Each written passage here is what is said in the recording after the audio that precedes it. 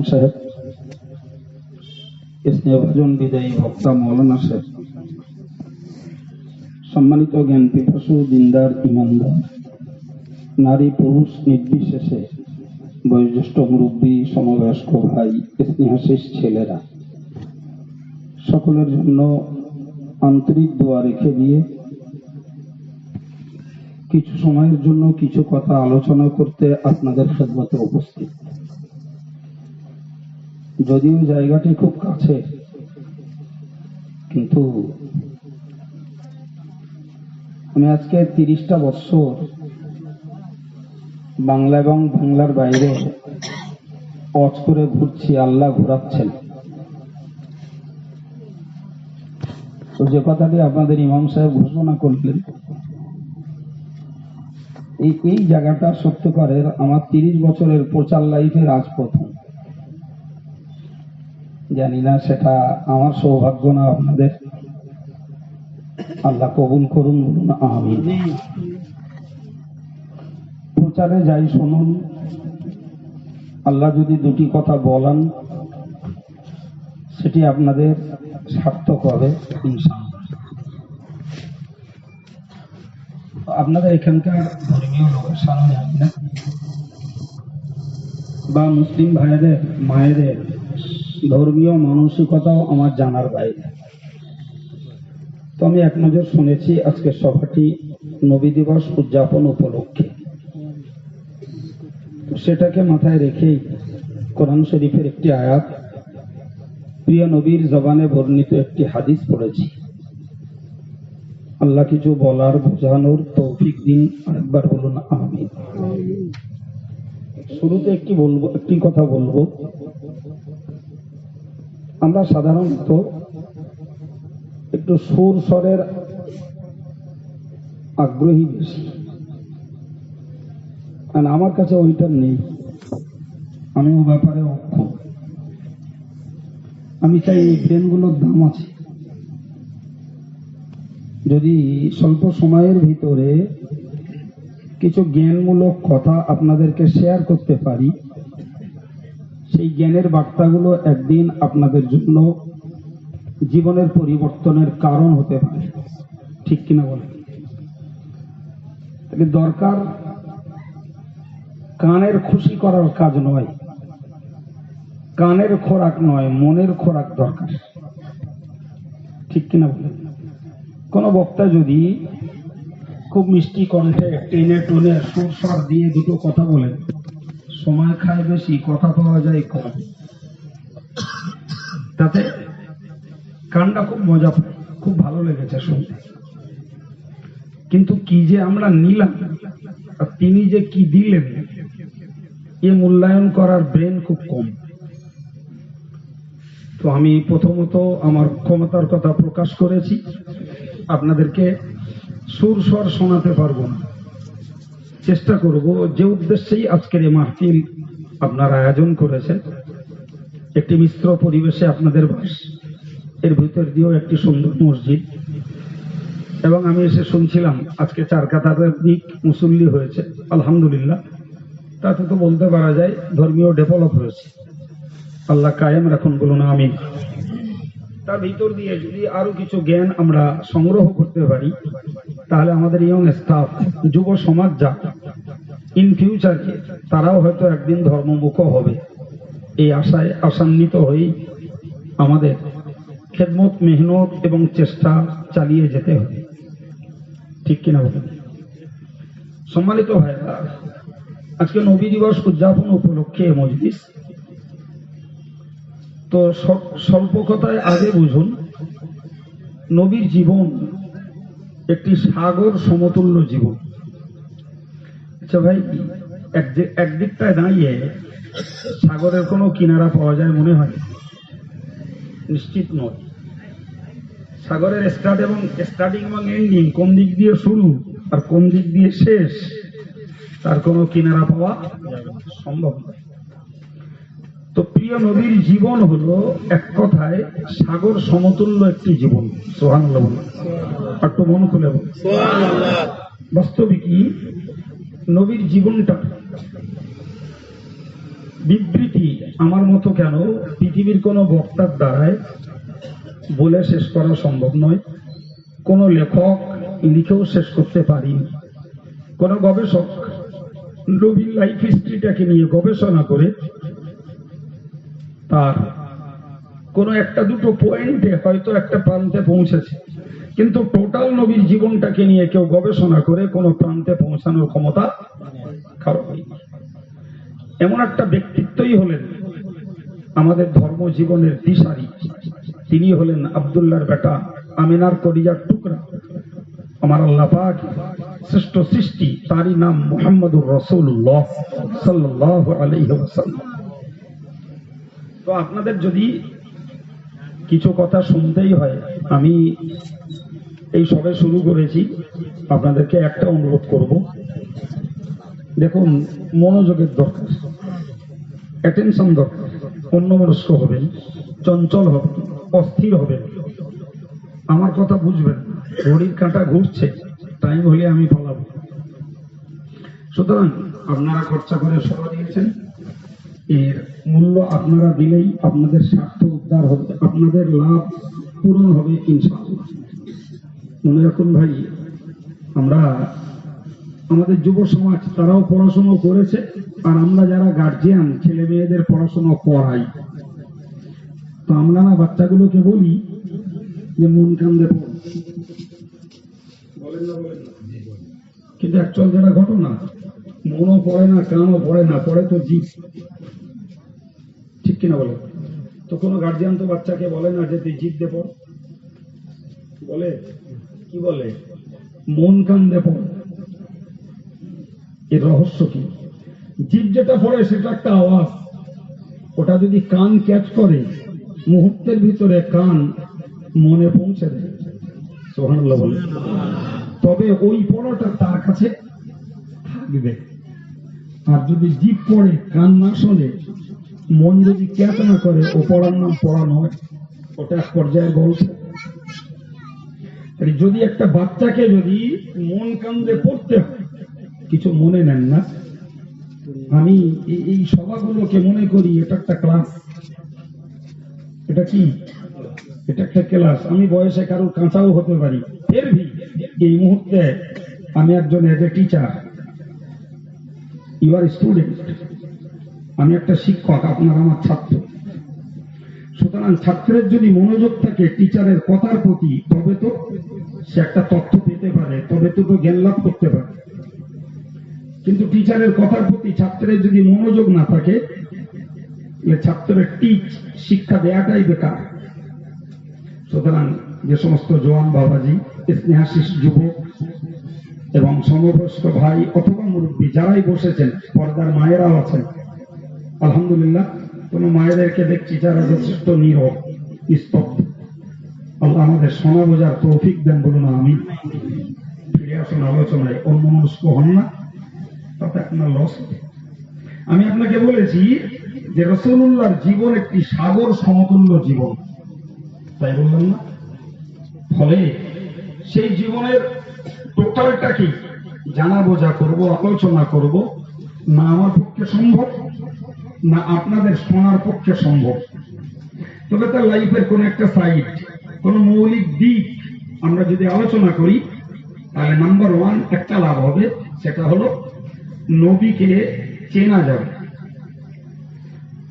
সঙ্গে মনে রাখুন, যতক্ষণ পর্যন্ত কোনো মানুষকে না চেনা যায়, তার প্রতি ভক্তি বাড়ে না, তার প্রতি মানুষের আনুগত্য বাড়ে না। একটা উদাহরণ দেন, বিষয়টা ক্লিয়ার হোক। মনে করুন এইখানটা একজন ভারতীয় আইএস অফিসার এসছেন, যিনি গোয়েন্দা দপ্তরের প্রধান। সিম্পল ড্রেসে যদি আসেন, তো আপনারাও ভাববেন, আমিও ভাববো উনি একজন শ্রোতা, ঠিক কিনা বলেন? কিন্তু উনি যদি ওনার ইউনিফর্মটা পরে আর সিম্বলটা লাগিয়ে আসেন, তো আমরা তো এই স্বল্প সংখ্যক মানুষ সবাই দেখবো, দেখার সঙ্গে সঙ্গেই প্যালপিটেশন শুরু হবে, হবে না? নিশ্চিত এই গ্রুপের ভিতরে কোন একজন ক্রিমিনাল আছে, নাকি মনে করেন? একজন সমাজ বিরোধী, একজন দুষ্কৃতকারী এর মধ্যে কেউ আছে, না হলে ভারতীয় আইএস অফিসারের এখানে আসার কি যুক্তি থাকতে পারে? তখন কি হবে বলুন তো? চেয়ারটা আগিয়ে দিয়ে বলবো স্যার বসে, আমার এই ভাই চলে যাবে তাড়াতাড়ি, স্যার এসেছেন, একটা চা খাওয়াই, একটা বিস্কুট খাওয়াই, কথা বলবো। তাহলে এই ব্যক্তিটাকে চিনতে পেরেছি বলেই তার সম্মানে চেয়ার দিলাম, তার আপ্যায়নে এক কাপ চা একটা বিস্কুট হলেও দিতে মন চাইবে, কিন্তু যতক্ষণ তাকে চিনতে না পেরেছি ভেবেছি উনি একজন শ্রোতা, মজলিসে জায়গা আছে, যেখানে ইচ্ছা করেন বসুন। কি ভাই, সম্মানিত ভাই, নবীকে যদি চিনি তাহলে নবীর প্রতি ভক্তি বাড়বে, নবীর প্রতি মহব্বত বাড়বে, আর যখন মহব্বত বাড়বে তখন তার কথাটা মেনে চলতে মন চাইবে, ঠিক কিনা বলছি? জি, আমি এই ভাইটাকে চিনি না, 1-2 মিনিট কথা বললাম, তো কথা বলে মনে হয়েছে উনি একজন সামাজিক মানুষ। উনি আমাকে কতটা চেনেন আমি জানি না, তো আজকের ক্ষেত্রে যখন ওনার আন্ডারটেকিং এ আমি দায়িত্বে এসেছি, তাহলে আমার প্রতি ওনার একটা দায়বদ্ধতা থাকাই দরকার। আমি ভাইটাকে বললাম, ভাই কাইন্ডলি একটুখানি রঘুনাথপুরে যান না, যে আমার এই ওষুধটা একটু এনে দেন। ওনার যেতে আসতে মিনিট 10-15 সময় যাবে, গাড়ির তেল পড়বে, একটু কষ্ট, কিন্তু আমি যেহেতু ওনার মেহমান, আমার কথাটা কিন্তু উনি টু দি পয়েন্ট কাজে লাগাবেন, এটা আমার আস্থা বিশ্বাস, ঠিক কিনা বলেন? পক্ষান্তরে আমাকে যিনি চেনেন না, জানেন না, আমার সম্পর্কে যার কোনো পরিচিতিই নেই, তাকে যদি বলি বাবু মসজিদ থেকে এক গ্লাস পানি দিয়ে এসো, তো এখান থেকে ওখানে যেয়ে বলবে এই হুজুর পানি চাচ্ছে দেখ, কি বুঝলেন বলেন? তারপরে আমার প্রতি ওর মনোযোগ, আমার প্রতি ওর ভক্তি, আমার প্রতি ওর শ্রদ্ধা নেই, পরে ও খেদমতটা নিজেই করবে না, ও আর একজনকে ঠেকিয়ে দেবে। এর ঘাটতি কোথায়? এর ঘাটতিটা হলো যে আমি যে ব্যক্তিটা, আমার ব্যাপারে তার কোনো সেন্স নেই, ফলে এই খেদমতের সৌভাগ্য ও অর্জন করবে না, ও আর একজনকে দেবে। কথা ঠিক বলছে না ভুল বলছি? মুসলমান যদি নবীকে চিনতে পারে, তাহলে নবীর প্রতি যে ভক্তি, যে প্রীতি, যে আকর্ষণ অন্তরে তৈরি হবে, নবী পাক সাল্লাল্লাহু আলাইহি ওয়াসাল্লাম যে কথাগুলো বলেছেন, ওই কথাগুলো তখন আমাদের মেনে চলতে গ্রহ জন্মাবে, কষ্ট মনে হবে না। সুবহানাল্লাহ। আপনি তাকিয়ে দেখুন, ইসলামের ইতিহাস তাই বলে। রাসূল যখন মক্কা নগরীতে এসেছেন, তখন তো টোটাল মক্কা, ধর্ম তো দূরের কথা, মানবতার শত্রু। কি বলেছি? মানবতার শত্রু। যে সমাজে ভাই ভাইয়ের মান নেই, বাপ বেটার মধ্যে কোনো সৌহার্দ্য নেই, স্বামী স্ত্রীর কোনো মিল নেই, নিজের কলিজার টুকরি কন্যাগুলোকে যারা হত্যা করে, সুদে ডুবে আছে, মদে ডুবে আছে, মিথ্যাচারিতা, চৌর্যবৃত্তি, ডাকাতি, ছিনতাই, মারামারি, এমনকি খুন মারামারি তারা সিদ্ধ, এতগুলো অমানবিক, অসামাজিক, দুর্ধর্ষ কাজে তারা লিপ্ত। আল্লাহু আকবার। সেই মানুষগুলোর কাছে প্রিয় রাসূল সাল্লাল্লাহু আলাইহি ওয়াসাল্লাম কলেমার দাওয়াত দিলেন। সুবহানাল্লাহ। তিনি বললেন, ইয়া আইয়ুহান নাস কুলু লা ইলাহা ইল্লাল্লাহ, হে মানুষেরা, তোমাকে যিনি সৃষ্টি করেছেন, এই ধরায়, এই পৃথিবীতে যিনি তোমাকে বাস করতে দিচ্ছেন, যিনি সূর্যের তাপ দিচ্ছেন, যিনি বিনা চার্জে তোমার জন্য অক্সিজেনের ব্যবস্থা করেছেন, সুবহানাল্লাহ, তিনি তোমার মালিক আল্লাহ। তুমি সেই আল্লাহকে এক বলে স্বীকার করে নাও। সুবহানাল্লাহ। তার দোসর নেই, তার সমতুল্য সমকক্ষ কেউ নেই, তার কোনো জোড়া নেই। তাই যে কাজের মালিক অনেকগুলো, সে কাজে মতভেদ অনিবার্য। সূর্য প্রতিদিন পূর্ব আকাশে ওঠে, মালিক যদি দুজন হতো, তো মাঝে মধ্যে আর একজন বলতো একটু উত্তর দিক থেকে উঠো, আর একজন বলতো না পশ্চিম দিক থেকে উঠো। বলবে না? বলবে না? বলবে। যে কাজের মালিক বেশি, শেয়ার যেতে বেশি, তাতে মতভেদ অনিবার্য। জি, আল্লাহু আকবার। আবহমান কাল ধরে পৃথিবী চলছে সুনিয়মে। সুবহানাল্লাহ। এর কোথাও ব্যতিক্রম আছে? এ থেকে বুঝতে হয় এই বিশ্ব স্রষ্টা মালিক একজন, আর এই কথাটাই ওদেরকে বিশ্বাসে আনানোর জন্য নবীর চেষ্টা। আল্লাহু আকবার। রাসূলুল্লাহর মাত্র 20 বছরের সাধনা, ক বছর বললাম? 20 বছরের সাধনা। রসুল যখন দুনিয়া ছেড়ে পর্দা দিচ্ছেন তখন মুসলিম কমিউনিটির সংখ্যা 2 লক্ষ। সুবহানাল্লাহ। একটু মন খুলে বলুন কতটা সংখ্যা বললাম? 2 লক্ষ। 2 লক্ষ মুসলমান সদস্য। আল্লাহু আকবার। এই যে 2 লক্ষ মানুষকে রাসূল পাক সাল্লাল্লাহু আলাইহি ওয়াসাল্লাম ইসলামের সদস্য বানিয়েছেন, এই কথা বলো, এই 2 লক্ষ বলো, তাদের ভিতরে অসামাজিক, অমানবিক, হিংসা, শত্রুতা, অপরকে হানাহানি, কাটাকাটি, মারামারি, মিথ্যাচারিতা এক বিন্দু তাদের মধ্যে আর নেই। আল্লাহ। অথচ সেই সমাজের মানুষ তারা ছিলেন, কেউ 2 বছর আগে, 1 বছর আগে, 5 বছর আগে, এই অল্প কয়েকদিনের ভিতরে তাদের ভিতরে এসেছে একটি আমূল পরিবর্তন, একটি সুশীল সভ্য সমাজে পরিণত হয়েছে তারা। ভাই, নাজরানের 60 জন খ্রিস্টান পাদ্রী, তারা নাজরানে বসে শুনেছেন যে মক্কার একটি ছেলে নাম যার মুহাম্মদ, এই ছেলেটি মদিনাতে এসে অল্প কয়েক বছরের ভিতরে মদিনায় একটি শান্তিপূর্ণ সমাজ গঠন করেছেন।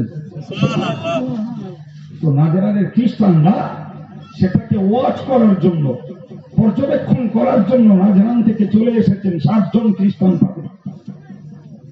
এসে মদিনার বাজারটাতে ঘুরছেন। ইন দি মিন টাইমে মসজিদে নববীতে হযরত বেলাল জোরের আযান দিয়েছেন, আল্লাহু আকবার, আল্লাহু আকবার। বাস আওয়াজ যেই শুরু, গম বিক্রেতা, জব বিক্রেতা, সোনা বিক্রেতা, কাপড় বিক্রেতা, আদার্স গুডস, অন্যান্য মাল বিক্রেতা, যে যা বিক্রি করছিল, যে যা কিনছিল, সবাই সবার মাল ফেলে রেখে দিয়ে যেন কিসের টানে রাড়া করে ছুটছে মসজিদে নববীর দিকে। একটু জোরে বলুন সুবহানাল্লাহ। এই 7 জন খ্রিস্টান পাদ্রী হতো। কোন আকর্ষণ, কি চুম্বক এতে রয়েছে, কি মজা এতে এরা পেয়েছে। সবে বললো আল্লাহু আকবার। ক্রেতা বিক্রেতা মাল কেনা বেচা ফেলে রেখে, দোকানদার ক্যাশব্যাককে তারাও ঝোলায় না, দোকানের ঝাপটাও ফেলে না, ছুটলো। এদের মাইন্ডটা চেঞ্জ হয়ে গেল যে সত্যি নাজরানে বসে যা শুনছিলাম বাস্তবটা কি তাই দেখছি। সত্যি এমন একটা সমাজ, এমন একটা জাতি গঠন করেছে যে জাতি এক ডাকে সংঘবদ্ধ হয়, এক ডাকে ইউনাইটেড হয়। চলো এক কাজ কর, বাইরে থেকে গেছে কিছু লাভ নেই, খোদ সেই নায়ক মুহাম্মদ সাল্লাল্লাহু আলাইহি ওয়াসাল্লামের সঙ্গে আমরা কথা বলবো। ওনারা গিয়ে দেখছে মসজিদে নববীতে নিরবিচ্ছিন্ন নামাজ হচ্ছে, কোন রকমের চঞ্চলতা নেই, অস্থিরতা নেই, মানুষের ভিতরে কোন রকমের নড়চড় নেই। যেন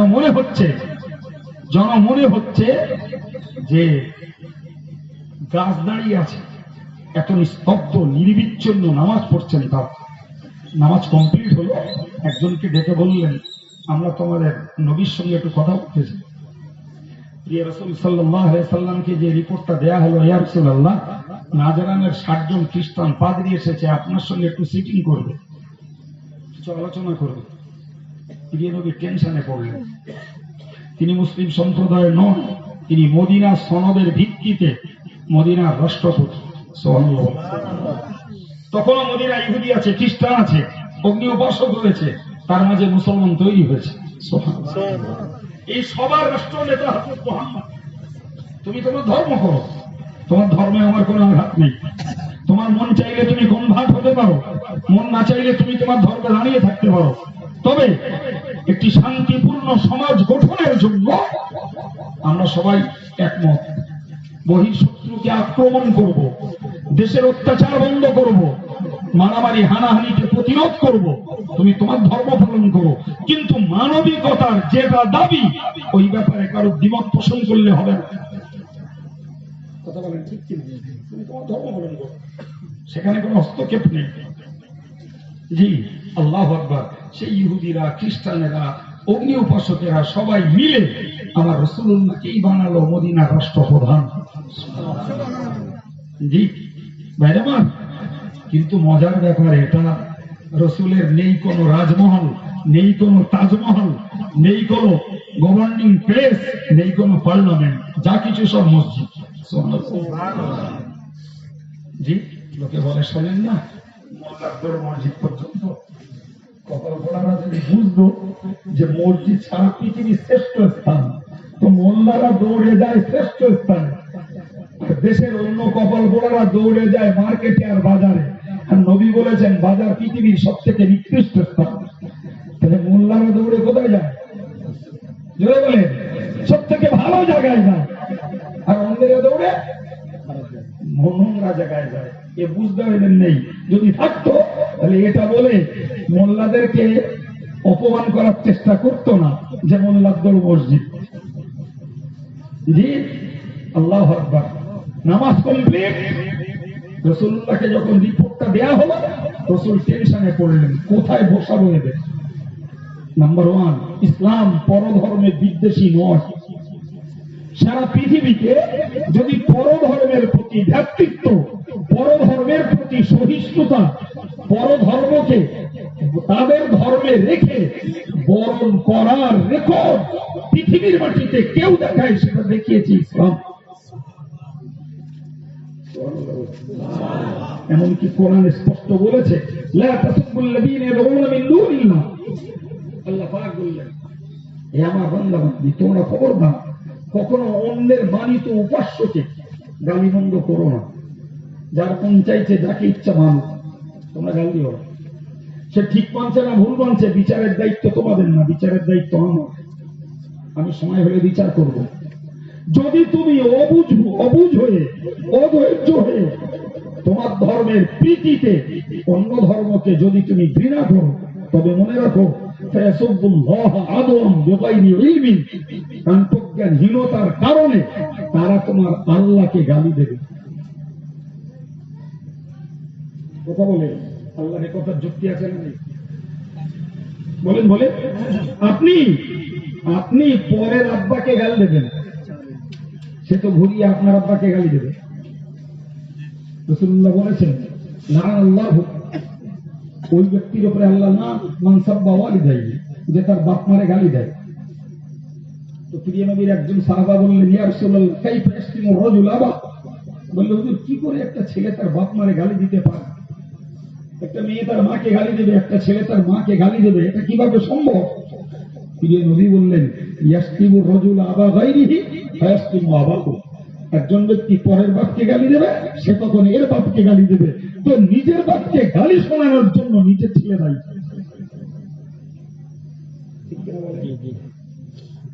ভাই, এই সেন্সগুলো কোথায় পাবো?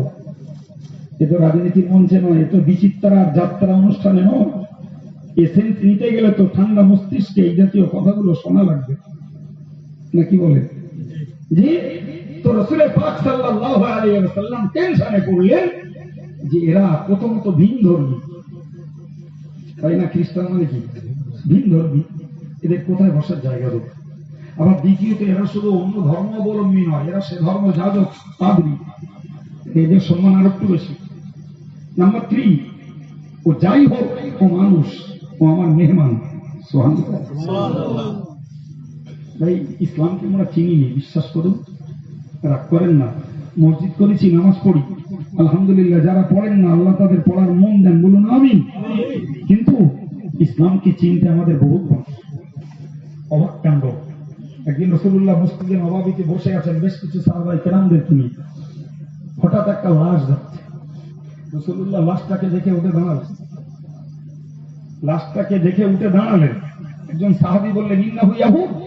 বললেন, ইয়া রাসূলুল্লাহ, তো ইহুদির লাশ, তা আপনি ইহুদির লাশ দেখে দাঁড়ালেন? প্রিয় নবী বললেন, আমি তার ধর্মকে সেলিউট করিনি, আমি তার মানবতাকে সেলিউট করেছি। হোক না তার ধর্ম যা হোক, সে মানুষ, সে আল্লাহর সৃষ্টি, ঠিক কিনা বলবো? সুতরাং এরা খ্রিস্টান, কিন্তু এরা আমার মেহমান। প্রিয় নবী বলেছেন, মান কানা ইউমিনু বিল্লাহি ওয়াল ইয়াউমিল আখির ফালিয়াকুম দাইফা ফালিয়ুকরিম দাইফা। নবী বলেন, যারা আল্লাহর প্রতি ঈমান নিয়ে এসেছে, পরকালটাকে যারা বিশ্বাস করেছে, তাদের উচিত কর্তব্য হলো মেহমানকে সম্মান করা। কিচ্ছু না পারো, মেহমানকে সালাম করো। কিচ্ছু না পারো, তাকে একটু আপ্যায়ন করে বসতে দাও, কিচ্ছু না পারো খোদার নিয়ামতের সম্পদ, এক গ্লাস পানি দাও, ওর জন্য পয়সা লাগবে না। লাগবে কি? রাসূল বলেছেন যারা আল্লাহর প্রতি বিশ্বাসী এরা কখনো যে ধর্মেরই হোক মেহমানকে অপদস্থ করে না। জি, সুতরাং নবীর টেনশন হলো এরা খ্রিস্টান ধর্ম যাজক, সর্বোপরি এরা আমার মেহমান, এদের কোথায় বসতে দেয়, কোথায় বসাবো?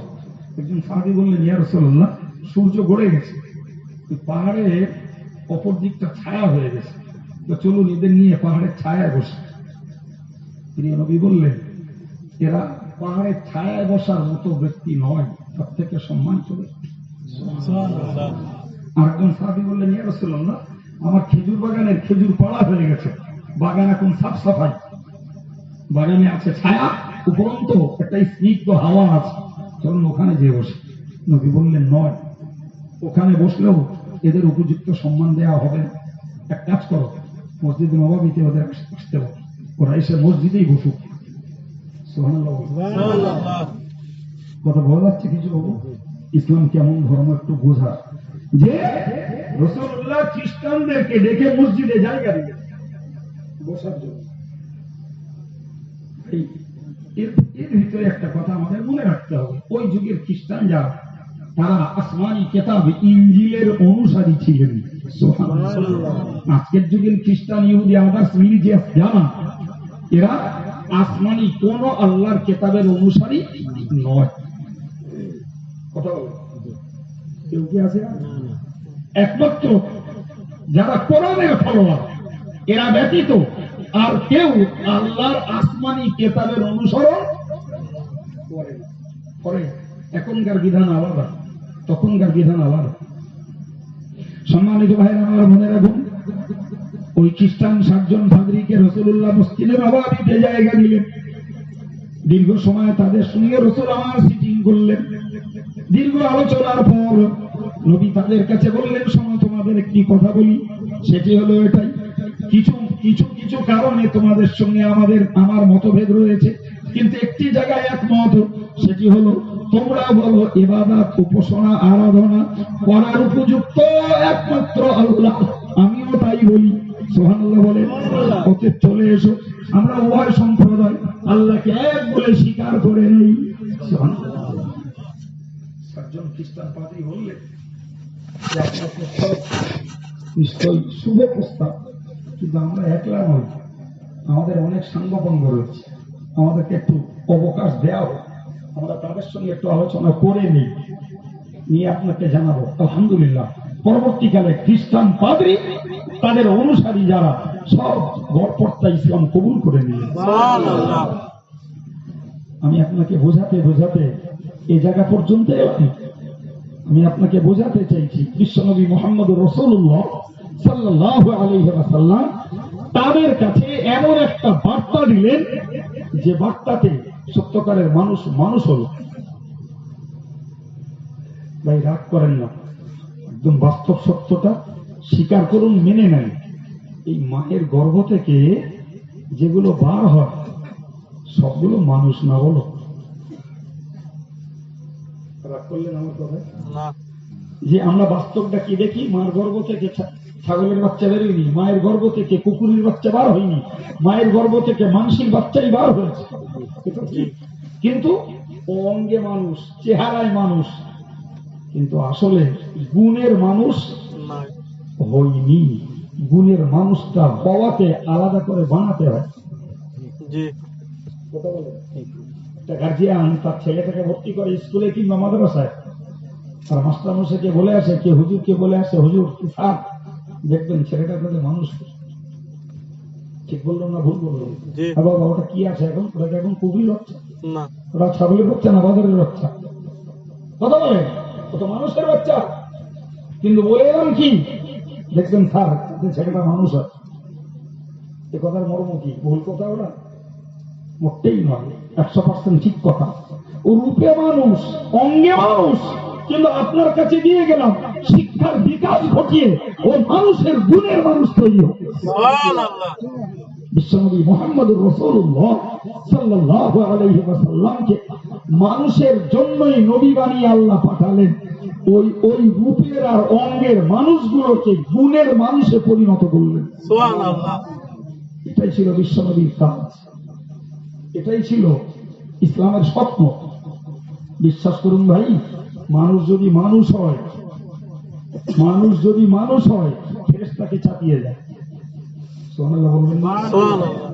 দেখবেন ভাই, রাসূলুল্লাহকে নিয়ে জিবরিল আমিন মেরাজে গেলেন, সাত তবক আসমানের ঊর্ধ্বে, আর ঊর্ধ্ব জগতের যে বর্ডার, ওই বর্ডারটার নাম হলো সিদরাতুল মুনতাহা।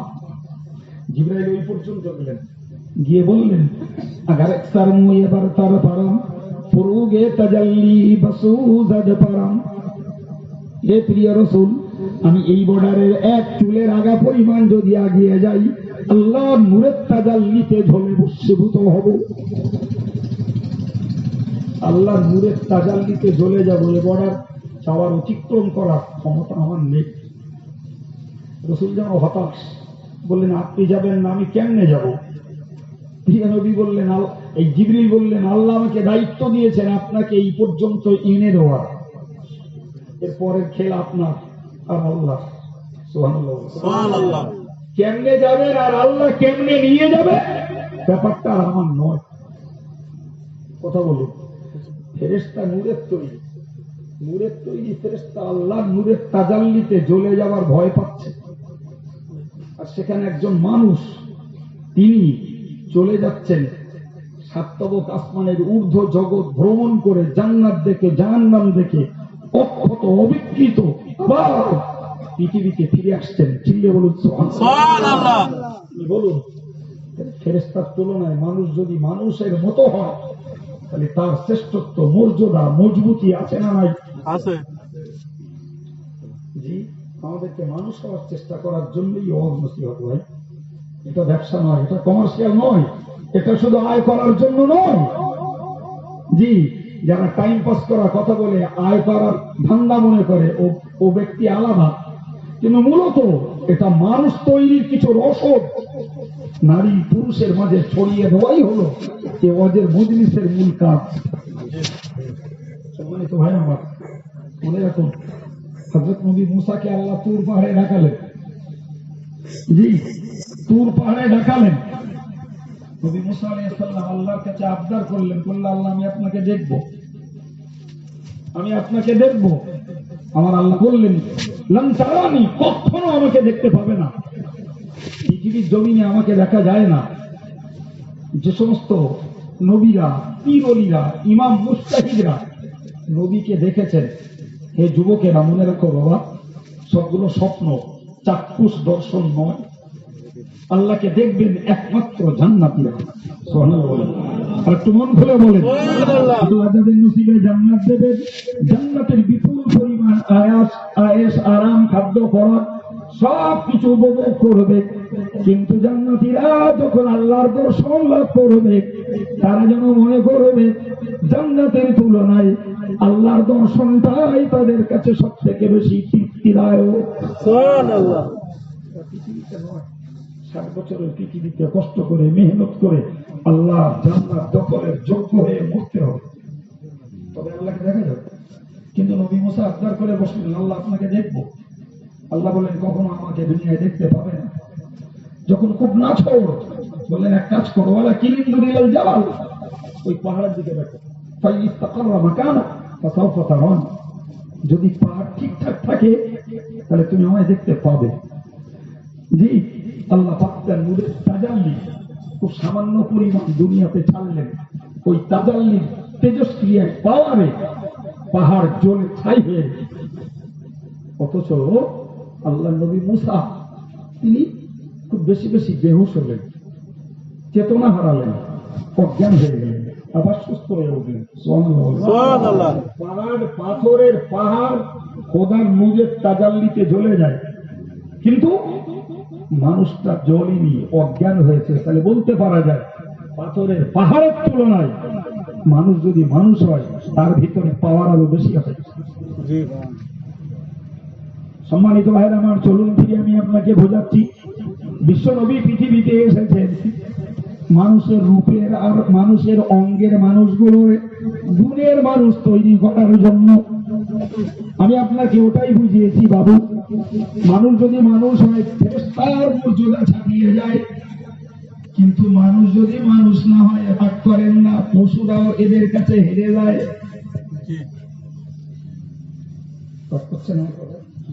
দেখবেন রেকর্ড পর্যন্ত দিন বাঘ বাঘেরে মেরে ফেলেছে, হাতি হাতিরে গুটিয়ে মেরেছে, সমুদ্র দিয়ে আষাঢ় মেরেছে হাতি হাতিরে। সমাজে বাঘ সিংহ দেখতে যাইবে, কুকুরগুলো তো আছে, কথা বলেন তো। একটা কুকুর আর একটা কুকুরের কামড়ে মেরে দিয়েছে, একটা কুকুর আর একটা কুকুরের রক্ত নিয়ে খেলা করেছে, একটা কুকুর আর একটা কুকুরের মার্ডার করে দিয়ে তার বডিটাকে 10 টুকরো করে খান খান করে বস্তায় ভরে দিয়েছে। দেখা গেছে যারা আজকে দেশে মানবাধিকার লঙ্ঘন করবেন না বলে বুলিয়া ওড়ায়, তারা বোমা মেরে মানুষের জীবন উজাড় করে দেয়, তারাই গুলি চালিয়ে মানুষের জীবনকে নাস্তানাবুদ করে, তারা মানুষ মেরে ধর্ম করে। কথা বলে দ্বিতীয় বিশ্বযুদ্ধে হিরোশিমা নাগাসাকিতে মানুষ মানুষকে মেরে লোপাট করে দেয়। সিংহ করে না, ভাল্লুক করে না। জি, তাই মানুষ যদি মানুষ হয় ফেরেশতারে পেট ছাড়িয়ে উপরে উঠে যায়।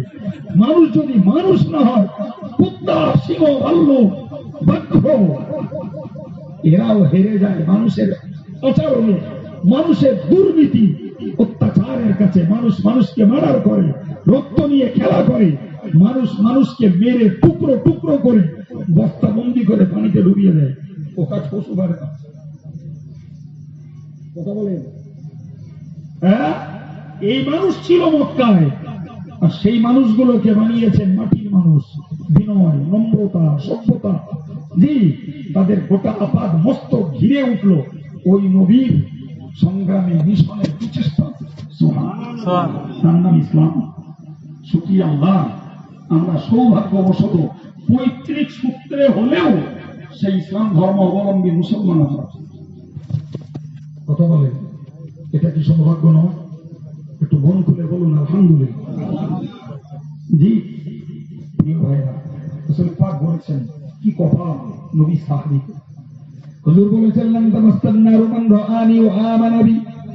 প্যারে নবী সাল্লাল্লাহু আলাইহি ওয়াসাল্লাম বলেন, যারা আমাকে দেখতে পেয়েছে, আমার প্রতি ঈমান নিয়ে এসেছে, আমি আল্লাহ পাকের নবী বলছি, এদেরকে জাহান্নামের আগুন স্পর্শ করবে না। কি কপাল তার!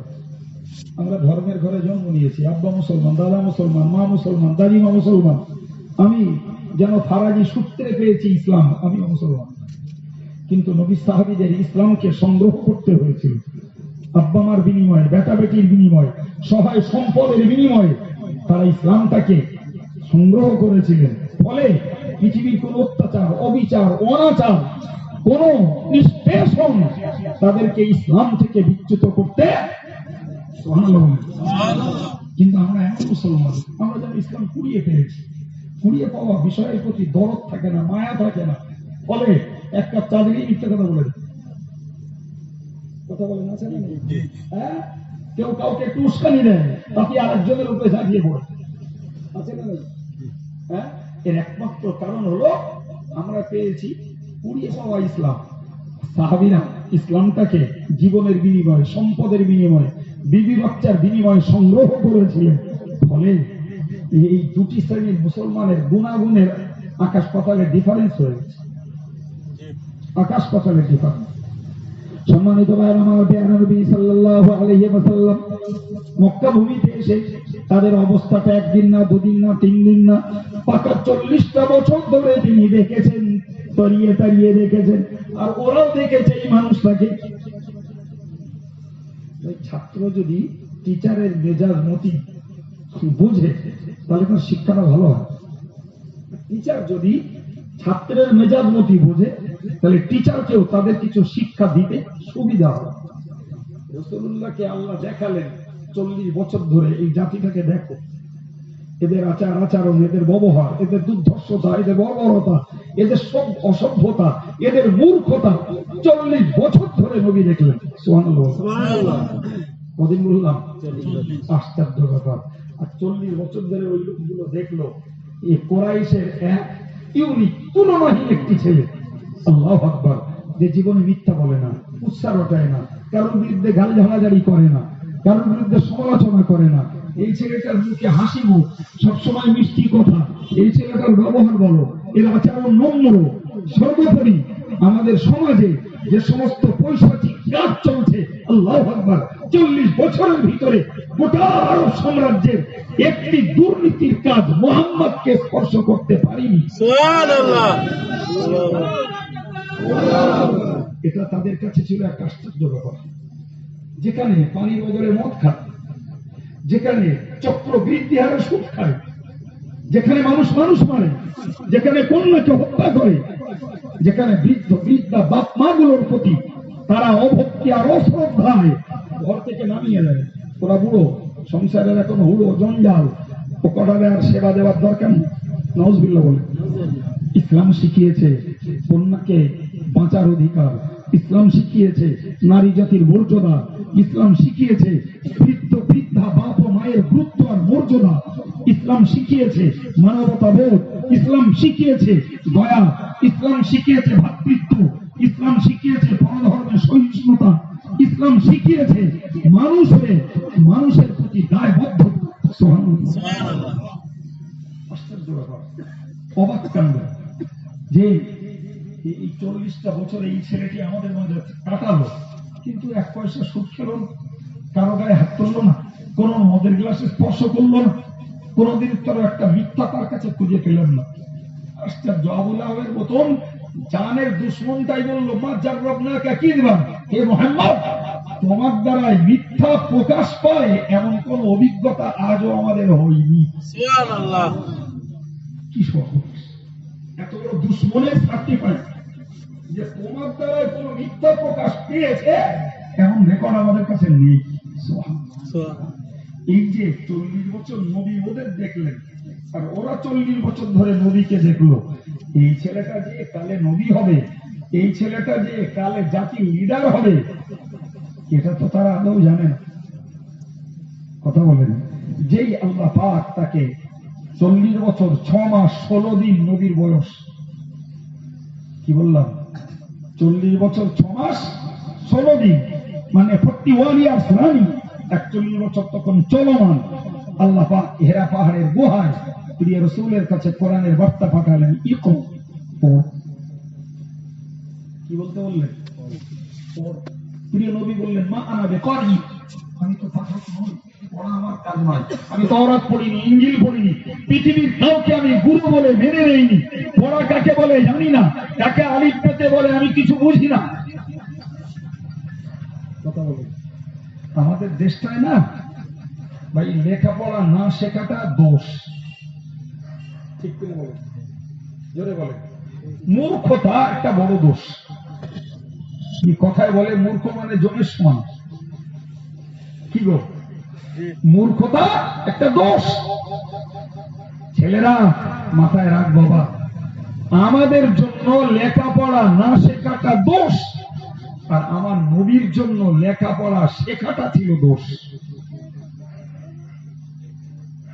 কথাটা মাথায় গেছে? বোঝানোর দায়িত্ব নয়, আপনি শুধু বাক্যটাকে ব্রেনে ক্যাচ করুন। আমাদের জন্য লেখাপড়া না শেখাটা, আর আমার নবীর জন্য ছিল লেখাপড়া শেখাটা দোষ। যদি বলেন কেন, ভাই এ তো আল্লাহর খেলা। আল্লাহ ওই নবীকে বিশ্ব মানব জাতির গাইড বুক কোরআন দেবেন, সুবহানাল্লাহ। যাতে রয়েছে পূর্ণ মানবের জীবন সংবিধান, সেই কোরআন দেবেন। এখন মোহাম্মদ যখন এই সমাজের বেড়ে ওঠা গড়ে ওঠা একটা ছেলে, আব্বা নেই, 6 বছর বয়সে মা হারা, 2 বছর দাদার আশ্রয়, বাকি আপ টু 50 ইয়ার্স, 50 বছর চাচার আশ্রয়। এই ছেলেটি আমাদের সমাজে ছাগল চড়াল, জি, চাচার ব্যবসার ম্যানেজারি করলো, খাদিজার ব্যবসার ম্যানেজারি করলো।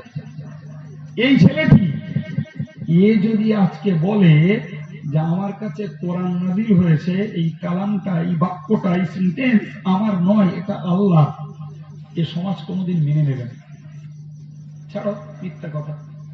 মোহাম্মদ শিক্ষিত ব্যক্তি, লেখাপড়া জানে, মাতৃভাষা আরবি, আর ওই যা কোরআন বলছে ওটা নিজে নিজে তৈরি করেছে। এই দোষ নবীর গাড়ে চেপে যেত নবী যদি লেখাপড়া শিখতেন। কথা দিতে পেরেছি বেরেনে ভাই? আমার আল্লাহ কোরআন শরীফে বলেছেন, মা কুনতা তাতলু মিন ক্বাবলিহি মিন কিতাব ওয়ালা তাখুতুহু বিয়ামিনিক ইযাল লারতাবাল মুবতিলুন। কোরআন শরীফে মহান আল্লাহ 21 পারার ফার্স্ট পেজে জানিয়ে দিয়েছেন, ওগো নবী, কোরআন অবতীর্ণের পূর্বে যদি তুমি লেখাপড়া জানতে নবী, তুমি যদি লিখতে জানতে, পড়তে জানতে, তাহলে আমি আল্লাহ যখন তোমার কাছে কোরআন দিলাম, ওই মক্কার লোকগুলো বলতো মুহাম্মদ শিক্ষিত ব্যক্তিত্ব, এ কোরআন নিজে নিজে রচনা করেছে, কিন্তু তারা বিলক্ষণ জানে মুহাম্মদ এক কলম লেখাপড়া শিখেনি। আর তার মুখ থেকে এই অপ্রতিদ্বন্দ্বী জ্ঞান ভরা কথা যখন পাওয়া যাচ্ছে, এটা নিশ্চিত মুহাম্মাদের রচিত নয়, নয়, নয়। এ কালাম নিশ্চিত ঐশী কালাম, আল্লাহর বাণী। সুবহানাল্লাহ। তো চিল্লে বলুন সুবহানাল্লাহ। সুবহানাল্লাহ। ক্লিয়ার হয়েছে যে আমরা লেখাপড়া না শিখলে দোষ, আর নবীর জন্য শিখলে দোষ ছিল। বলে আল্লাহ শেখান, আল্লাহ বলেছেন কোরআন শরীফে, আল্লাহ আল কোরআন, নবী কোরআন শিখাইছে আমি নিজে। আল্লাহ আল্লাহ বলেছেন যে নবী তোমার জীবনের যা শিক্ষা সব আমি আল্লাহ তোমাকে শিক্ষা দিয়েছি। সুবহানাল্লাহ। জি, তো শিক্ষক আল্লাহ, স্টুডেন্ট রাসূলুল্লাহ, মাঝখানে বইটা হলো আল কোরআন, যার প্রথম পরিচয় হলো লা রাইবা ফি, তাতে কোনো সন্দেহ নেই। সুবহানাল্লাহ। আরেকবার বুঝুন, নবীর শিক্ষককে আল্লাহ, আর নবী তার ছাত্র, আর মাঝখানে যে সাবজেক্টটা পড়াশোনা হয়েছে তার নাম কি? কোরআন। তাই কোরআনের পরিচয় লা রাইবা ফি, তাতে সন্দেহ নাই। তাই শিক্ষক আল্লাহ, তার শিক্ষাতে ঘাটতির কল্পনা নেই, মানুষ ভাবতে পারে না। স্টুডেন্ট রাসূলুল্লাহ, যার পৃথিবীর কোন মানুষের সঙ্গে তার কোনো গুণের মিল হয় না। সুবহানাল্লাহ। আর মাঝখানে কোরআন, দেয়ার ইজ নো ডাউট, সেখানে কোনো সন্দেহ জায়গা নেই। ভাই, এই সমন্বয়ের শিক্ষাতে কোনো ঘাটতি থাকতে পারে? দেশময় আজকের যে শিক্ষা চলছে, টিচার একজন মানুষ, কথা বলে, প্রফেসর, প্রিন্সিপাল, হেডমাস্টার কিংবা অ্যাসিস্ট্যান্ট, এরা মানুষ, ঠিক কিনা বলেন? আর যে ছেলেটি পড়ছে সেও মানুষ, যে লেখকের বইটি পড়া হচ্ছে সেও মানুষ, ঠিক কিনা বলেন? তাহলে টিচার মানুষ, স্টুডেন্ট মানুষ, রাইটার, বইয়ের লেখকও মানুষ। আর মানুষের মৌলিক চরিত্র হলো আল ইনসানু মুরাক্কাবুম মিনাল খাতাই ওয়ান নিসিয়ান, মানুষের মৌলিক চরিত্র ভুল দ্বারা বেষ্টিত। মানুষের মৌলিক চরিত্র কি?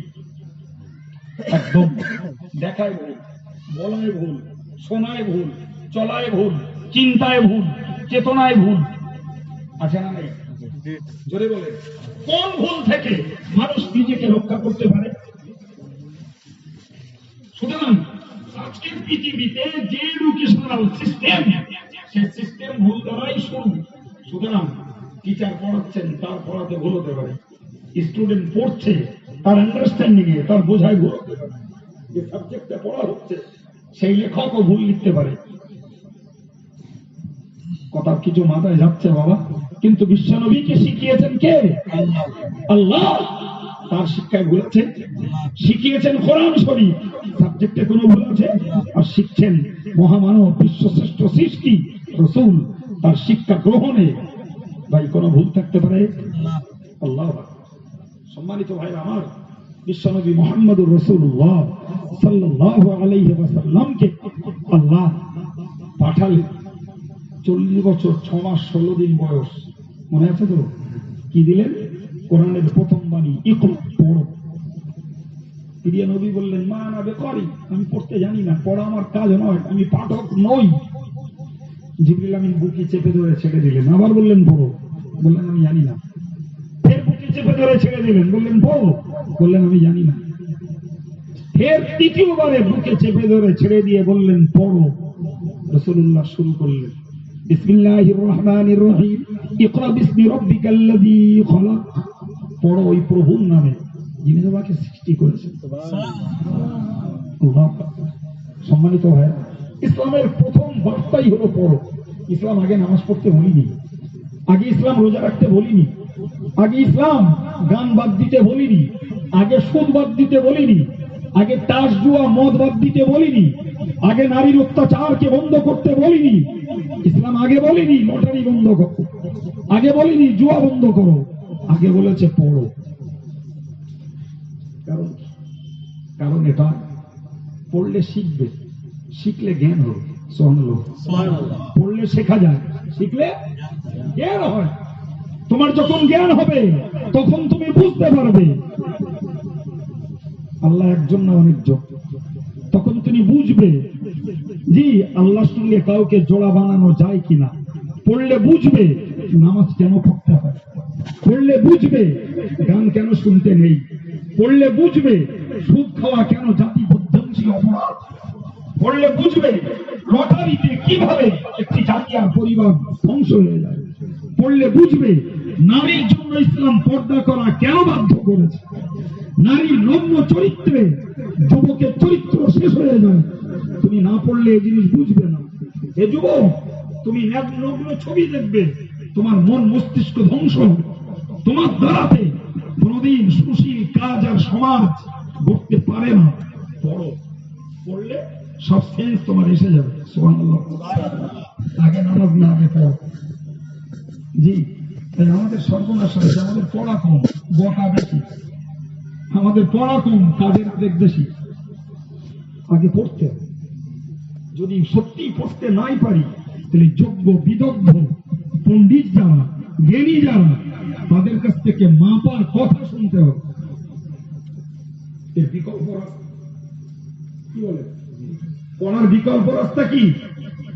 জ্ঞানীর কাছ থেকে জ্ঞান নেওয়া। কথা বলে আমাদের সমাজে সেটাও অভাব।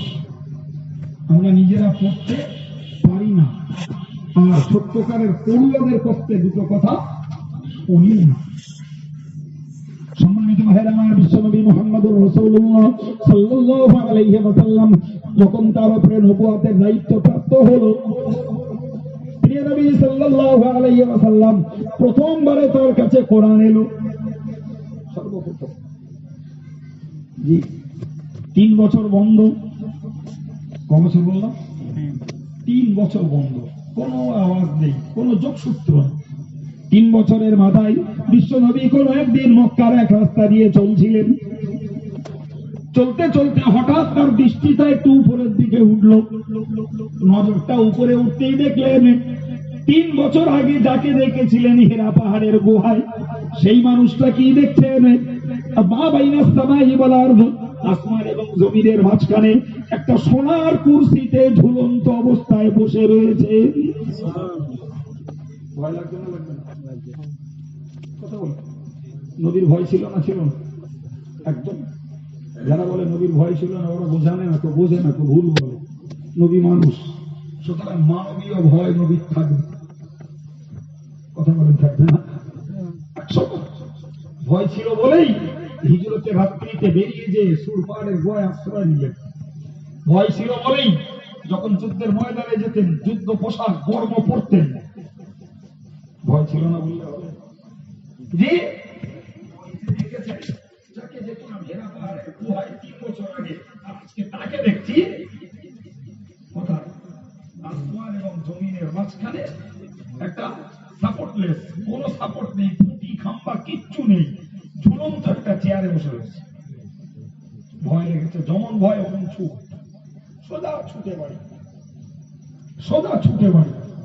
খাদিজাকে যে বললেন, হে খাদিজা, আমাকে চাদর মুড়ি দাও, কম্বল চাপা দাও। আমি অত্যন্ত ত্রাসিত, ভীত, প্রকম্পিত, রসুল টকটক করে কাঁদছে। হযরত আম্মা জান খাদিজা রাসূলুল্লাহকে কম্বল মুড়ি দিলেন। জি, কাঁপ বন্ধ হয়, কাঁপ বন্ধ হয় না। খাদিজা বুদ্ধিমতী বিদুষী মহিলা। আল্লাহু আকবার। ওই জমানার কত বড় বিদুষী মহিলা আর নেই। তিনি দেখলেন এর আগে একবার 3 বছর আগে ঘটেছে এমন। সেদিনও উনি বাড়ি এসে ছুটে বলেছিলেন, আমাকে চাদর চাপা দাও। আজকে এসে বলছেন কম্বল চাপা দাও। রাসূলুল্লাহর গায়ের থেকে কম্বলটা তুলে দিয়ে বললেন, উঠুন। এই যার ভয়ে চলে এসেছেন তাকে কি দেখতে পাচ্ছেন আপনি এখনো? রসুল একদম যেন স্তম্ভিত করে আশ্চর্য করে বললেন, হ্যাঁ ওই তো দরজার সামনে দাঁড়িয়ে আছে। হযরত আম্মা জান খাদিজার যেন একটু চেতনা ফিরল। রসুল দেখছেন, আমি দেখতে পাচ্ছি না, ব্যাপারটা কি? যদি সত্যি কেউ দাঁড়িয়ে থাকে তাহলে আমিও তো দেখবো। তাহলে এটা কি ভৌতিক কিছু ব্যাপার নাকি আধ্যাত্মিক কিছু ব্যাপার? বলে উনি ওনার গায়ের কাপড়টা খুলে ফেললেন। আম্মাজান খাদিজার সঙ্গে রসুলের সম্পর্ক কিসের? স্বামী স্ত্রী। সুতরাং স্বামীর সামনে স্ত্রীর নগ্ন হওয়া কোন সময় দোষের নয়। আর কেউ না দেখলে রসুল্লাহ কেউ তুললেন, নিজের গায়ের কাপড়টা খুললেন, খুলে রসুলকে বুকের উপরে মাথা থেকে হেলান দিয়ে চাপিয়ে নিয়ে বললেন, দেখুন তো এবার দেখছেন কি? বলছেন, আর দেখতে পাচ্ছি না। হযরত আম্মা জান খাদিজাতুল কুবরা রাদিয়াল্লাহু আনহা বিশ্বনবীকে আশ্বাস দিলেন, ইয়া রাসূলুল্লাহ, ইয়া হাবিবাল্লাহ, আপনার কোনো ভয়ের কারণ নেই, কারণ নেই, কারণ নেই। বললে, কি করে বুঝলে খাদিজা? বললে, দেখুন, যদি এটা শয়তানের কেউ হতো, আমি মহিলা যখন নগ্ন হয়েছি, শয়তান নারী জাতির নগ্ন দেহ নিয়ে খেলা করে, শয়তান নারী জাতির উলঙ্গ দেহটাকে দেখতে ভালোবাসে, হারগিজ সরে দাঁড়াতো না। যখনই আমি উলঙ্গিনী হয়েছি আর দেখে সরে যখন দাঁড়িয়েছে, আপনি নিশ্চিত বিশ্বাস করুন, আল্লাহর পক্ষ থেকে প্রেরিত কোন পবিত্র দূত।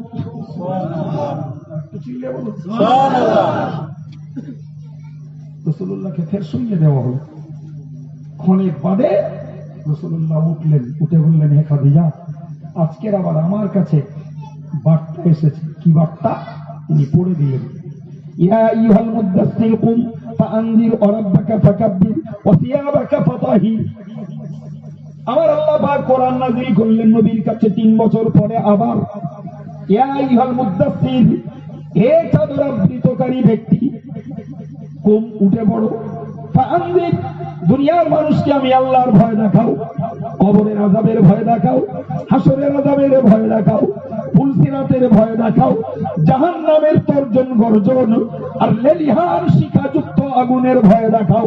প্রিয় নবী বলেন, মুফাসসিররা লিখেছেন, ওই যে নবী চাদর ছেড়ে উঠেছিলেন, আপ টু ডেট মৃত্যু পর্যন্ত নবীর আর কোনোদিন আরামের বসা বসা হয়নি।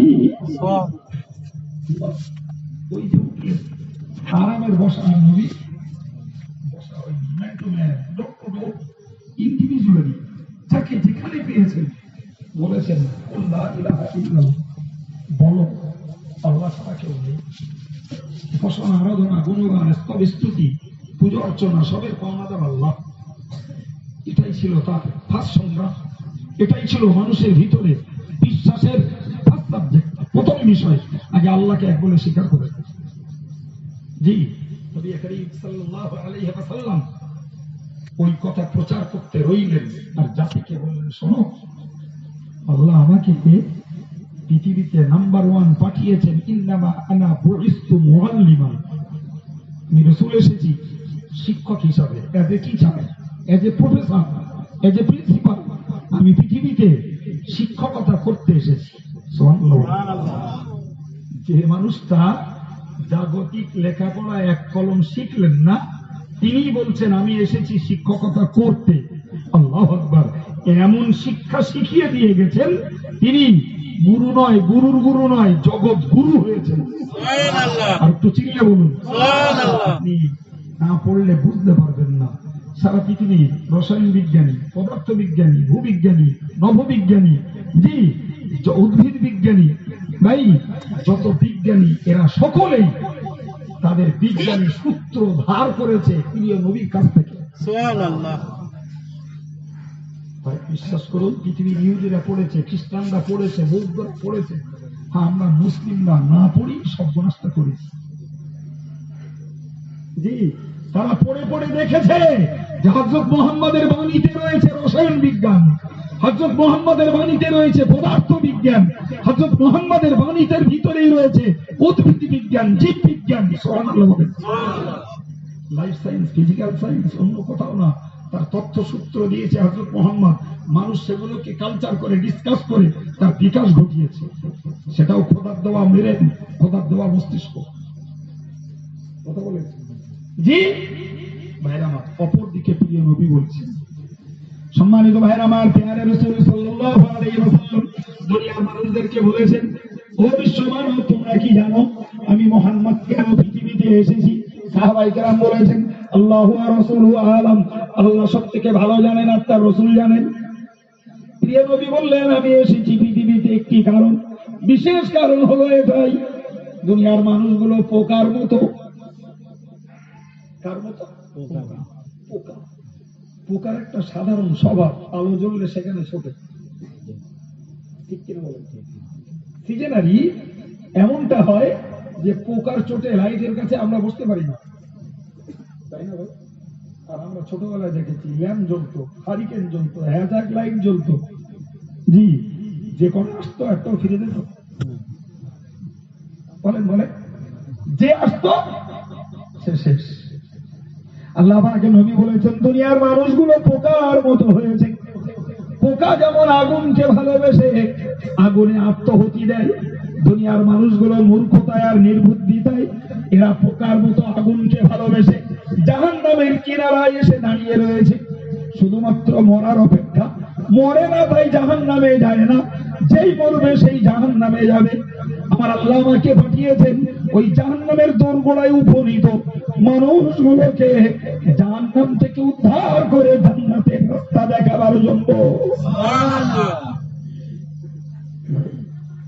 এই কাজ করতে, এই কাজ সফল করতে নবীর জীবনে গাল, ফজিলত, কুৎসা, বদনাম, প্রহর, দেশান্তর সবকিছুই রাসূলকে বরণ করতে হয়েছে।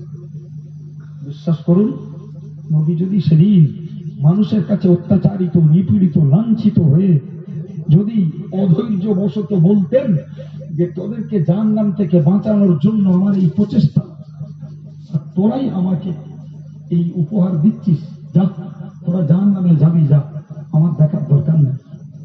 বিশ্বাস করুন, আজকে গজদানায় বসে ইসলাম খুঁজে পাওয়া যেত না, আজকে চীনে ইসলামের পতাকা উঠতো না, চীনের লোকে হজ করতে কাবায় ছুটতো না, জাপানে হাজি সাহেব পাওয়া যেত না, ইংল্যান্ডে ফজরের আজানে অ্যাংলো আর পার্সিয়ানদের ঘুম ভাঙত না। আজকে ইউরোপের, আফ্রিকার নন মুসলিমরা, ইহুদি, খ্রিস্টান আর বৌদ্ধরা কোরআন পড়ে পড়ে রুহু করে ইসলামের ভিতরে ঢুকছে। সব ওই নবী রেখে যাওয়া শিক্ষা, ওই নবী রেখে যাওয়া ত্যাগ, ওই নবী রেখে যাওয়া সাধনা, ওই নবী দিয়ে যাওয়া ধৈর্যের পুরস্কার। আর একটু জোরে বলুন। আমরা জানতাম না, যদি মিয়ানমারের বৌদ্ধরা রোহিঙ্গা মুসলমানদের যদি না খেদাতো তাহলে রোহিঙ্গাতে মুসলমান বাস করে, আমরা জানতাম না। কথা বলে পৌঁছে রাখি, কোথায় প্রত্যন্ত দেশের পূর্বাঞ্চল, সেই মিয়ানমারে মুসলমানরা বাস করে। যখন বৌদ্ধরা তাদের প্রতি অত্যাচার চালালো, তারা যখন আশ্রয়ের জন্য বিশ্বের কাছে আপিল করলো, তখন বিশ্ব মুসলিমরা বুঝলো যে মায়ানমারেও মুসলমান রয়েছে। আজকে চীনের উইঘুর মুসলমান, যাদের প্রতি চীনেরা অত্যাচার করছে, কে জানে চীন প্রযুক্তির একটা পৃথিবীর ফার্স্ট স্টেজের আজকের বিশ্বের একটা কান্ট্রি। জাপান বলুন, আমেরিকান বলুন, এরা প্রযুক্তিতে উন্নত হলো, চীন তো বিশ্বের বাজার রসিয়ে দিয়েছে। কি নেই চীনের? কথা বলে, একটা ফুচকো কলম থেকে শুরু করে উন্নত মানের যত সাইন্টিফিক্যাল মেশিন সব চীনের হাতে। সেই চীনে উইঘুর মুসলমান রয়েছে, তাদের প্রতি চীনা বৌদ্ধরা অত্যাচার করেছে, বিশ্বের মাটিতে সে খবর ভাইরাল হয়েছে। সুবহানাল্লাহ বলে। তারা অত্যাচারিত, এর জন্য আমরা দুঃখিত, তাদের জন্য দোয়া চাই, আল্লাহ তাদের নিরাপদ জীবন দান করুন, বলুন আমিন। কিন্তু মজার ব্যাপার এটা, একদিন আমিনার কুড়ে ঘরের ইসলাম আজ সারা বিশ্বে। আপনি ভাবতে পারেন, ইংল্যান্ডে একটা মসজিদ তৈরি হয়েছে, এক জমাতে 25,000 লোক নামাজ পড়তে পারে। সারা ভারত জুড়ে অত বড় মসজিদ নেই। ইংল্যান্ডের মসজিদটাতে সর্বপ্রথম যেদিন জুমা হলো, কাবার ইমাম হযরত আব্দুর রহমান সুদাই তিনি যে জুমা উদ্বোধন করলেন, মসজিদে জায়গা হয়নি। সারা ভারতে ঘুরে আসুন, কোথায় রয়েছে 25,000 লোকের এক জমাতে নামাজ পড়ার মসজিদ? দিল্লি জামে মসজিদ, তাতেও 25,000 লোক ধরবে না। আপনি ঢাকা বাইতুল মুকাররমে যাবেন, 25,000 ধরবে না। অথচ ইংল্যান্ড ইংরেজদের দেশ, তাদের দেশ। জি ভাই, আমরা কপাল পোড়া হয়ে পড়েছি, সহজে ইসলামটা পেয়েছি। তাই যদি মেহনতের সঙ্গে ইসলামটাকে নিতে হতো, আমরাই ডেভেলপ হতাম, আমরাই উন্নত ধর্মীয় জীবনযাপন করতে পারতাম। প্রিয় নবী কি বললেন? যে আমি এসেছি জাহান্নামের দোরগোড়ায় দাঁড়িয়ে থাকা মানুষদেরকে জান্নাতে নিয়ে যাওয়ার জন্য। আর সেই জান্নাতে নিয়ে যাওয়ার প্রচেষ্টা চালাতে যেই নবীর জীবনে ঘটলো, ওই মার ফজিহাত গালমন্দ সব ফসল অকপটে বরণ করে নিলেন। তোমরা আমায় মারো, তোমরা আমায় গালি দাও, তোমরা আমায় সমালোচনা করো, তোমরা আমার দেশান্তর করো, তোমরা আমার কুৎসার ওঠাও, সব অপকপটে মেনে নেবো। এরপরেও তোমাদের কাছে আমার দাবি, আমি তোমার দরদি, তোমাদের সুখে শোকাহত, তোমাদের দুঃখে দুঃখিত, তোমাদের কষ্টে আমি কষ্ট পাই। তোমরা জাহান্নামের আগুনের উপযুক্ত হয়েও না, কলেমাটা পড়ো, কলেমার চরিত্রে জীবন দান করো, তোমরা জান্নাতের যোগ্য হও, আমার জীবন সার্থক হয়ে যাবে। আবু লাহাব রাসূলুল্লাহকে মারলো। রাসূল বিষণ্ণ চেহারায়, সাদা মানুষ, লাল আভাস চেহারা নিয়ে ফিরে এলেন। হযরত হামজার সামনে পড়লো, কি বাবা মোহাম্মদ, তোমার কি হয়েছে? রাসূল বললেন, চাচা আবু লাহাব আমাকে মেরেছে। আবু লাহাব কাফের, হামজাও কাফের। হামজার বক্তব্য হতে পারে মোহাম্মদের মতের সঙ্গে আমাদের মিল নেই, তার ধর্মের সঙ্গে আমাদের মিল নেই, কিন্তু ছেলেটার তো তুলনা মেলে না। তুমি মারবে কেন? তুমি তার প্রতি অত্যাচার কেন করবে? তুমি মেনো না তার কথা, আমিও তো মানি না। ছুটে গেলেন, আবু লাহাবকে পাল্টা মারলেন হামজা। মেরে ফিরে এসে রাসূলকে সান্ত্বনা দিয়ে বললেন, বাবা মোহাম্মদ তুমি দুঃখ করো না, তোমার হয়ে আমি প্রতিশোধ নিয়ে এসেছি। রাসূলের চোখটা টস টস করে পানিতে ভরে উঠল। ওগো চাচারা, আপনি আমার হয়ে প্রতিশোধ নিয়েছেন, এর জন্য আমি আনন্দিত নই। ওর তুলনায় আপনি যদি ইসলাম কবুল করতেন আমি বড় আনন্দ পেতাম। হামজার ব্রেনটা ঘুরে গেল, এ কি আশ্চর্য ব্যাপার! যার হয়ে আমি প্রতিশোধ গ্রহণ করছি তার প্রতি তার কোন আকর্ষণ নেই, আমি ইসলাম কবুল করলে সেটাতেই সে বেশি খুশি। সম্মানিত ভাই, ইসলাম তলোয়ারে প্রচার হয়নি, ইসলাম ক্ষমতায় প্রচার হয়নি, ইসলাম প্রচার হয়েছে উদারতায়, ক্ষমায়, দয়ায়, মানবিকতায়, মনুষ্যত্বে। সুবহানাল্লাহ। তবে ইসলাম ছড়িয়েছে এভাবে। আমি আমার সম্মানিত ভাইদেরকে, স্নেহাশিস যুবকদেরকে করজোড়ে নিবেদন করে বলবো, এ নবীর অকৃত্রিম অবদান, এ নবীর প্রচেষ্টার মূল্য দেওয়ার ক্ষমতা বিশ্ব উম্মতে মুসলিমান নেই। আছে? নবীর ওই খেদমতের ঋণ শোধ করবো কি দিয়ে? কথা বলে, নবীকে যদি হায়াতে পাওয়া যেত তাহলে না একটু উজুর পানি তুলে দেওয়া যেত, একটু গোসলের পানি তুলে দেওয়া যেত, নবীর হাতে হাত দিয়ে একটু হাদিয়া নজরানা কিছু দেওয়া যেত, অথবা ফিজিক্যালি নবীর একটু মেসেজ নাই করে দেওয়া যেত, নবীর বাড়িটা নাই গ্লাস তালি দিয়ে বানিয়ে দেওয়া যেত। নবী ওসব করতে এসেছিলেন? ওসব করতে আসেননি। ফলে আজকে আমরা 1400 বছর পরে ওই নবী প্রেমিক উম্মত আমাদের জন্য উপযুক্ত নবীর পুরস্কার হলো, হুজুর বলেছেন, মান আহাব্বা সুন্নতি ফাকাদ আহাব্বানি। হে ছেলেরা, হে মেয়েরা, তোমরা আমার সুন্নত গুলোকে, আমার তরিকাকে, আমার আদর্শকে তোমরা যে যত মানবে সে তত আমাকে ভালোবেসেছো বলে প্রমাণ হবে। তুমি নবীর নামে তসবিহ নিয়ে জপ করো না, আমি মোহাম্মদকে ভালোবাসি, মোহাম্মদকে ভালোবাসি, মোহাম্মদকে ভালোবাসি, এমন তসবির প্রথা ইসলাম দেয়নি। কথা বুঝতে পারেননি? তুমি স্লোগান তুলে নবীর প্রেম দেখিও না, আমার নবী, তোমার নবী বিশ্ব নেতা মুস্তাফা, ও স্লোগানে নবীকে খুশি করা যাবে না। নবীর জন্মদিনে তুমি মিছিল বার করবে, জনজীবন বিপন্ন করবে, পতাকা তুলবে, শিল্পী দিয়ে গজল দেবে, তুমি খিচুড়ি খাওয়াবে, নবী এসবের ধার ধারে না, এসবের মুখাপেক্ষী নবী নয়, ওসবের সঙ্গে ইসলামের সম্পর্ক গাঢ় নয়, ওটা আমরা আমাদের আবেগে করি। কথা বুঝতে পারছেন না? বরং রাসূলুল্লাহ বললেন যে আমার তরিকা, আমার নীতি, আমার চালচলন, আমার খাওয়া, আমার পেওয়া, আমার ওঠা, আমার বসা, আমার আচার ব্যবহার, আমার লেনদেন কতটা তুমি তোমার জীবনে অ্যাপ্লাই করতে পারো সেই সাধনা কর, ওই সাধনাটা কর। জি, আমার সারা দিনের জীবনটাতে রয়েছে যে আদর্শ, ওটাই তোমার জন্য মডেল। আল্লাহ পাক কোরআন শরীফে বলেছেন, লাকাদ কানা লাকুম ফি রাসূলিল্লাহি উসওয়াতুন হাসানাহ। ওগো বিশ্ব মানব, এমন একজন মানুষকে তোমাদের জন্য নবী বানিয়েছি যার ভিতরে রয়েছে, যার কাছে রয়েছে, যার চলনে বলনে ব্যবহারে কথায় শোনায় সব কিছুটার মধ্যে রয়েছে তোমাদের জন্য মডেল। তোমরা আমার সৃষ্টি, তোমরা আমার সৃষ্টি, আমার প্রিয় হও, তবেই তোমাদের জীবন সার্থক। হে যুবক, তুমি রাজনীতির প্রিয় হয়েও না, তুমি বলিউড আর টলিউডের নেতা নেত্রীদের প্রিয় হয়েও না, তুমি ক্রিকেটার আর ফুটবলের প্রিয় হয়েও না। এই 60-70 বছরের জীবনে চলতে গেলে রুজি রোজগার, বাপ মা, ভাই বোন, বিবি বাচ্চা, এদের ভরণ পোষণ মেনটেন্যান্সের দায়িত্ব রয়েছে। হালাল পথে কামাই করো, কিন্তু তোমার জীবনটাকে কোন নেতা নেত্রী, ক্রিকেটার, ফুটবলার, কোন পলিটিশিয়ান, রাজনীতিবিদ এদের কাছে তোমার জীবনটাকে শেষ করো না। তোমার জীবনের জন্য মডেল হযরত মুহাম্মদ সাল্লাল্লাহু আলাইহি ওয়াসাল্লাম। তোমার খাওয়াটা নবীর খাওয়ার সঙ্গে মেলাও। নবী খাওয়ার আগে বিসমিল্লাহ বলতেন, মাঝে মাঝে লাকাল হামদু ওয়া লাকাশ শুকর বলতেন, খাওয়া হয়ে গেলে আলহামদুলিল্লাহ বলতেন। নবী খেতে গেলে ডান হাত দিয়ে খেতেন, বাম হাতে খেতেন না। নবী কখনো দাঁড়িয়ে খেতেন না, বসে খেতেন। নবী খেতে গেলে আঙুলটাকে চেটে পুচে খেতেন, পাত্রটাকে পরিচ্ছন্ন করে খেতেন। জি, এই দৈনিক জীবনে নবীর এই আদর্শটাকে মানো। নবী ইস্তেঞ্জা করতেন বসে, দাঁড়াতেন না। জীবনে একবার দাঁড়িয়ে পেশাব করেছেন কোন কারণবশত, ওটা মানুষের জন্য মডেল নয়, মানুষের জন্য ওটা অনুসরণীয় নয়, ওটা সময়তান্ত্রিক একটা বারের জন্য। টোটাল লাইফে নবী বসে পেশাব করেছেন, তুমি বসে পেশাব করো। নবী জীবনে কোনোদিন পবিত্রতা অর্জন ব্যতীত পেশাব করেননি। নবী বলেছেন ইস্তানজিহু আনিল বাউল, তোমরা পেশাব থেকে বাঁচো, ফাইন্না আম্মাতা আযাবিল কবরি মিনহু, কেননা কবরে সাধারণত যে আযাব হবে নারী পুরুষদের, সেটা হলো ওই পেশাবের ছিটা থেকে পবিত্র না থাকার জন্য।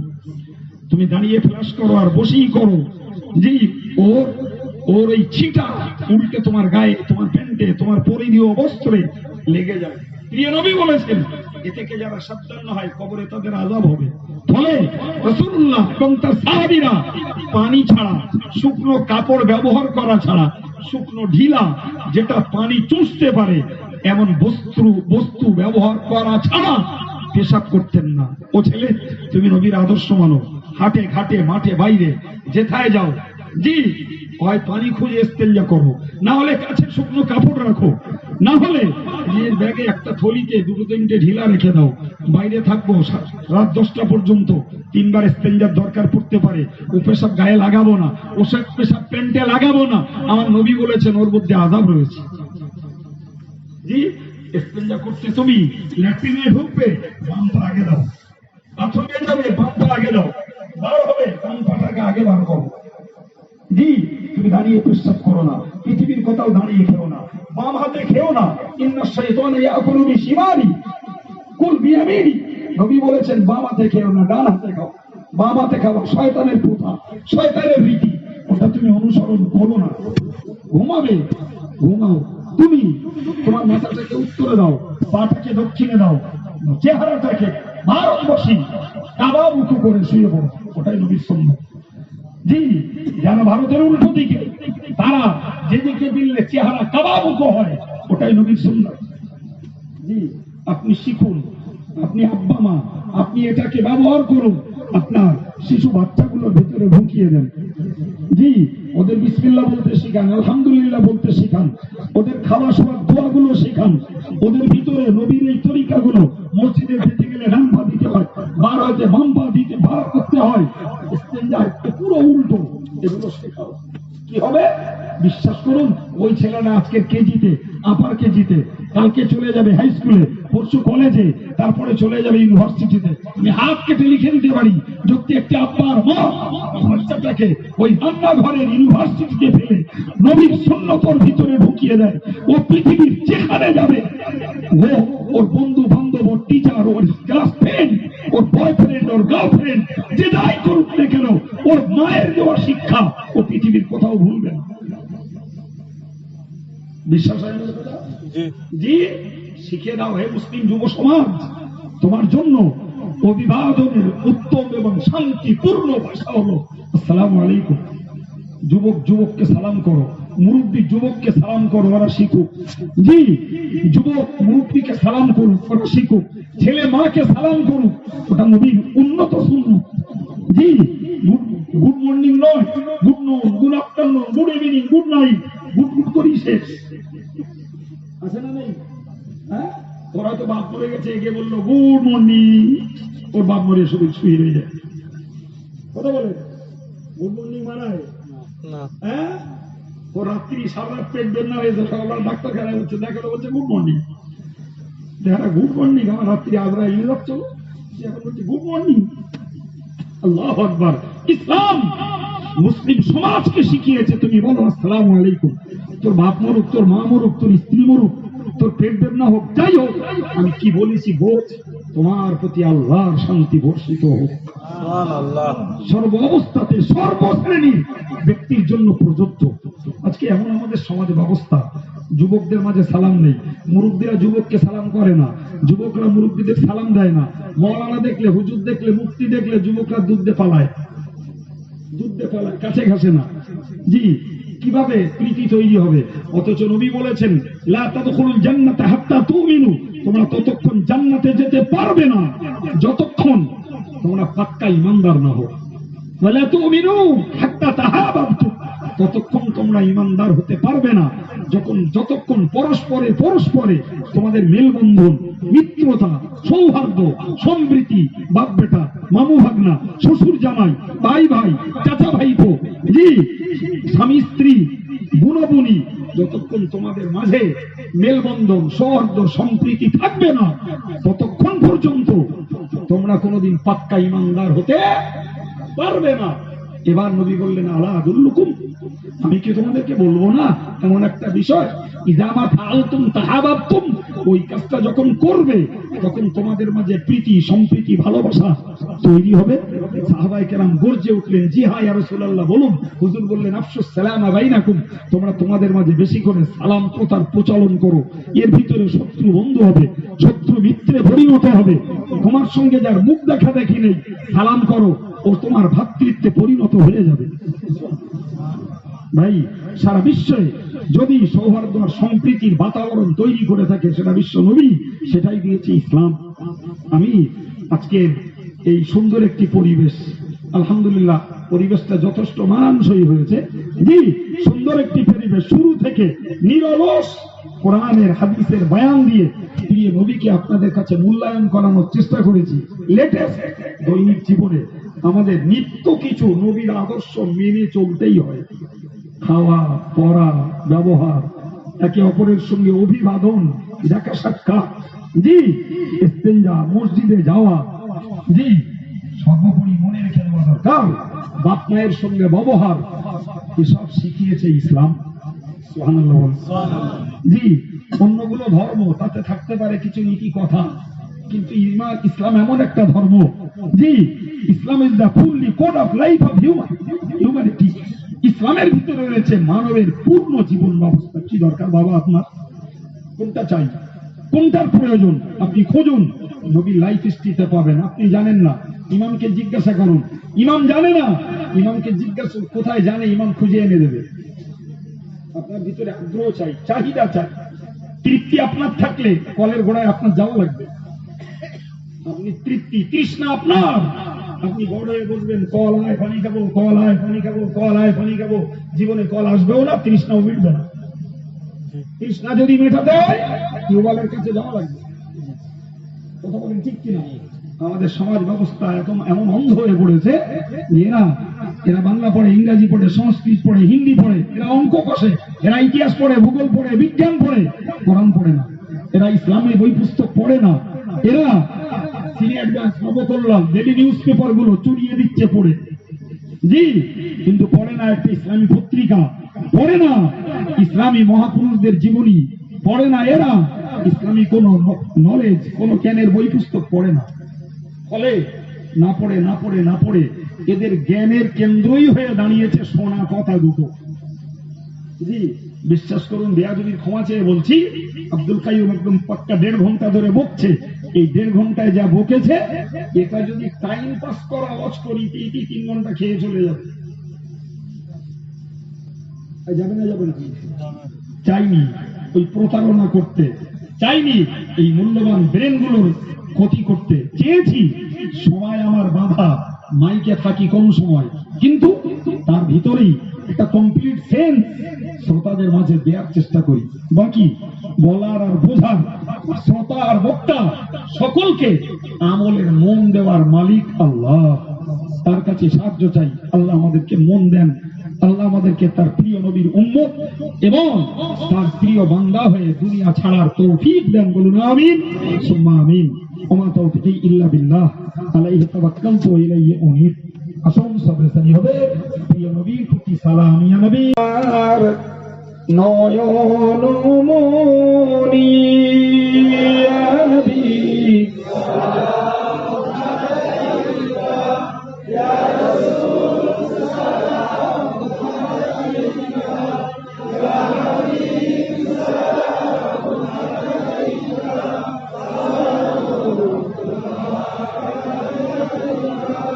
নবীজির নূরের আলোকে জাগরণ এলো ভুলকে, গাহিয়া উঠিল বুলবুল, ফুটিল কুসুম পুলকে। ইয়া নবী